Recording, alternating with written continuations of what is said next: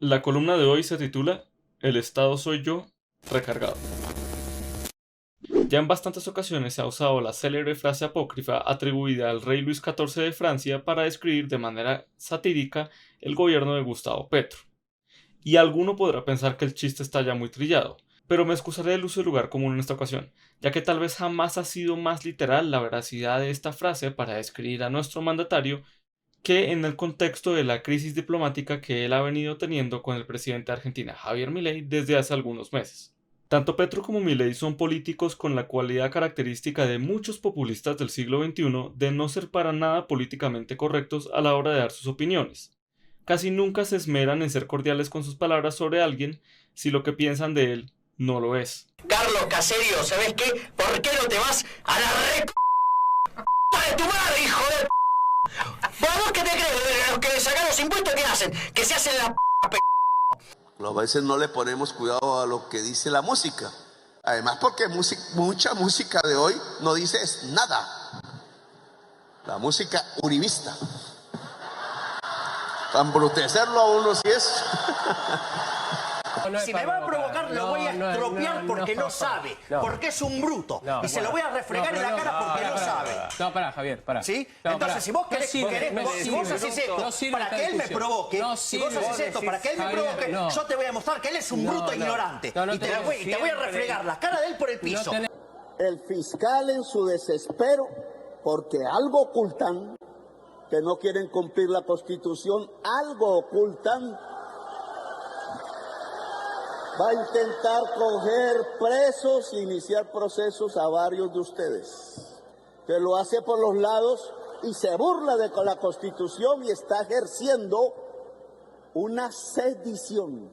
Y para ambos esto ha sido un elemento clave en campañas electorales para convencer a la gente de su genuinidad y compromiso de representación con la gente del común, especialmente en el caso de Milei con su afrenta al establecimiento progresista de los Kirchner en su país. Siendo mandatarios que llegaron al poder en años consecutivos en el mismo continente, estando en extremos ideológicos opuestos, y teniendo ambos esta fama de hablar sin tapujos, se sabía que era cuestión de tiempo antes de que por medio de discursos públicos o en foros internacionales este par tuvieran duros enfrentamientos que quedarían grabados para siempre en nuestra historia en la prensa de América Latina. Lo que tal vez no era tan evidente es que en algún momento esto supondría un perjuicio para las relaciones diplomáticas entre Colombia y Argentina, como finalmente lo terminó permitiendo el ego del presidente Gustavo Petro. Todo empezó el 26 de enero de este año, cuando Milei describió a Petro en una entrevista como un comunista asesino que está hundiendo a Colombia. ¿Gustavo Petro? Un comunista asesino que está hundiendo a Colombia. Y la reacción inmediata del gobierno colombiano fue emitir un comunicado rechazando tajantemente esas afirmaciones y llamando a consultas a nuestro embajador en Argentina, Camilo Romero. Ahora, ¿realmente hizo mal el presidente argentino al decir tal cosa? Pues claro que sí, ya que difamó a otro jefe de Estado al llamar a Petro asesino sin que le conste si realmente Petro mató por mano propia a otra persona durante su tiempo como guerrillero en el M-19. Ahora, lo de comunista hundiendo a Colombia ya es un elemento de opinión que el presidente Milei está en todo su derecho de decir. Si bien con buena razón puede verse como un comentario irrespetuoso o al menos indecoroso. Pero la cosa no se detuvo ahí, sino que casi exactamente un mes después, Milei volvió a referirse a Petro al ser preguntado al respecto de él a la salida a un evento en Estados Unidos por una periodista. En esta ocasión dijo lo siguiente. El presidente Petro dice que usted no sabe qué es comunismo. ¿Qué le dice al presidente Petro de Colombia? Que está hundiendo a los colombianos, o sea, que es una plaga letal para los propios colombianos. Nuevamente, nuestro gobierno rechazó públicamente esas declaraciones y de ese tamaño se quedó. Pero la situación llegó a un estado crítico el pasado 27 de marzo, cuando en una entrevista para CNN, Milei habló despectivamente de Petro por tercera vez. La carnicería que es Venezuela es verdaderamente inaudito, lo mismo que la isla cárcel de Cuba, o sea, entonces, después hay otros casos que van camino a, ¿no? Digamos, como el caso de Colombia con el señor Petro, que, digamos, bueno, mucho no se puede esperar de alguien que era un asesino terrorista, ¿no? Comunista. En esa ocasión, la reacción de Petro fue ordenar la inmediata expulsión de todos los diplomáticos argentinos de nuestro país. Pero afortunadamente, antes de que esto se volviera una decisión irreversible, las cancillerías de ambos países lograron hacer las paces y todo pudo volver a la normalidad.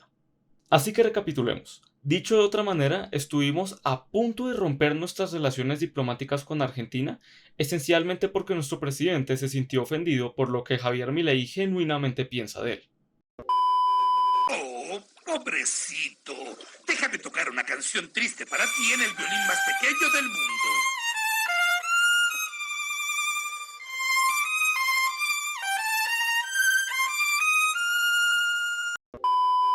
Lo de Petro fue una reacción totalmente desproporcionada. Al Milei referirse a título personal sobre nuestro presidente de manera negativa, lo natural y razonable es que si pensaba reaccionar de alguna manera, también lo hiciera de manera personal, no tomando decisiones explosivas donde al final del día quienes realmente salen perdiendo son los pueblos argentinos y colombianos que nada tenemos que ver ni queremos tener nada que ver con esta pelea entre nuestros presidentes.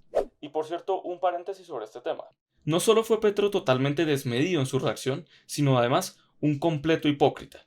Porque la última persona sobre la faz de la tierra que tiene autoridad moral para exigirle respeto a Javier Milei es Gustavo Petro, ya que él mismo también ha insultado muy fuertemente antes a su homólogo argentino, y bastante tiempo antes de que lo hiciera Milei de manera pública. Recordemos que durante las últimas elecciones presidenciales de Argentina, Petro abiertamente respaldó la candidatura de Sergio Massa, mediante una serie de mensajes que, más allá de exaltar una posible presidencia de Sergio Massa, exaltar una presidencia de Sergio Massa, mano, se tiene que estar muy loco para hacer eso. Lo que hacían era acusar a Milei de ser un hombre que traería la barbarie a Argentina, e incluso de estar calcando las ideas de Adolfo Hitler. Entre llamar a alguien comunista asesino y tildar a alguien de nazi, ¿cuál es peor? ¿Cambia el fundamento moral de lo que uno está haciendo si insulta a un hombre antes o después de recibir un título político mundano? ¿Puede un presidente insultar a cualquier político extranjero desde que evite insultar a alguien que ostente su mismo cargo? Los leo en los comentarios. Cierro el paréntesis. Según la Dirección Nacional de Población de 2022, en Argentina actualmente viven cerca de 110.000 colombianos. Una buena parte de ellos siendo los estudiantes universitarios por los que Petro tanto se preocupaba hace 4 meses por un proyecto de ley que el gobierno Milei presentó a su Congreso para que los estudiantes extranjeros al fin tuvieran que empezar a pagar sus carreras en Argentina. Así es, en la Argentina de los Kirchner literalmente el gobierno le estaba regalando a los estudiantes extranjeros sus estudios universitarios, de los mismos creadores de entre más plata imprima, más plata hay. Por cierto, en esta ocasión Petro mintió sobre las acciones del gobierno Milei al decir que literalmente fueron expulsados de ese país en un trino. Y Milei, como un presidente normal que tiene mejores cosas que hacer que preocuparse de lo que diga un presidente al otro lado del continente de él, no reaccionó en absoluto. Por otro lado, según un censo de la ONU de 2020, en Colombia actualmente viven más de 5.700 argentinos. Y según el Observatorio de Complejidad Económica, OEC, nuestras exportaciones argentinas sumaron 429 millones de dólares en ese año y las de ese país al nuestro superaron los 1.46 millones de dólares. ¿Tomó Petro en cuenta el impacto sobre las economías de nuestros países y sobre las vidas de estos 115.000 hermanos latinos que tendría su decisión de expulsar a los diplomáticos argentinos de nuestro país? Obviamente no, y por eso tuvo que ser iniciativa de los respectivos ministerios de Relaciones Exteriores arreglar el desastre que casi causa. A Dios gracias que el gobierno argentino quiso enmendar las cosas, aún después de la forma tan acalorada de actuar del presidente Petro. Pero por si fuera poco, esa no fue la primera vez que, por convicciones netamente personales, nuestro presidente tomó decisiones diplomáticas que literalmente afectarían a todo el país sin haberlo tan siquiera anunciado previamente. El gran tema del que se ha apropiado Petro para usarlo como eje central de más o menos la mitad de sus discursos ante audiencias internacionales ha sido el de la guerra que se viene librando entre Israel y Hamas desde el 7 de octubre de 2023. Nos hemos dedicado a la guerra. Se olvidaron que las mismas razones que se expresan para defender a Zelensky son las mismas razones con las que se debería defender a Palestina. Se olvidaron que para cumplir los objetivos de desarrollo sostenible había que cesar todas las guerras, pero ayudaron a aprender una, porque al poder mundial le convenía en su juego de tronos, en los juegos del hambre. Que de la guerra pasamos al genocidio, a bombardear niños y niñas. Yo le llamo 1933 global. 1933 fue el día que subió Hitler al poder, fue el año de Hitler en el poder, que es el capitalismo de fortaleza que levanta muros y arroja bombas. Hasta el sol de hoy, el presidente no se ha expresado públicamente rechazando, así sea una sola vez, el atentado terrorista que inició toda esta guerra, del cual resultaron más de 1.200 israelíes muertos. No es que sea una obligación el rechazo público, pero en su caso particular casi que termina siendo una obligación moral, ya que sin pelos en la lengua ha descrito varias veces las operaciones militares de Israel sobre Gaza como un acto de genocidio y ha llegado incluso a sugerir que el gobierno israelí está siguiendo tendencias del nazismo alemán de 1933. Para rematar, con esa retórica tan inclinada a un lado de la balanza, ha tenido el descaro de proponer a Colombia como mediadora un eventual proceso de paz entre las dos partes del conflicto, cosa que solo le ha ganado desprecio de parte del gobierno de Israel. Tras meses de cruces de palabras tensionantes entre nuestro gobierno y representantes del de Israel, el 26 de febrero Gustavo Petro tomó la gran decisión de castigar la conducta de Israel hacia el pueblo de Palestina y hacia él mismo, suspendiendo toda compra de armamento israelí por parte del Estado colombiano. Y exactamente un mes después anunció que Colombia rompería toda relación diplomática con Israel si este gobierno no cumple la resolución de cese al fuego promulgada por el Consejo de Seguridad de la ONU. Lo último en Noticias Caracol. La Plaza de Bolívar en la capital del país, en el centro del país, donde el presidente Gustavo Petro, en medio de su discurso, aseguró que mañana se romperán las relaciones diplomáticas con Israel. Escuchen ustedes. Aquí delante de ustedes, el gobierno del cambio, el presidente de la República informa que mañana se romperán las relaciones diplomáticas con el Estado de Israel por tener un gobierno, por tener un presidente genocida.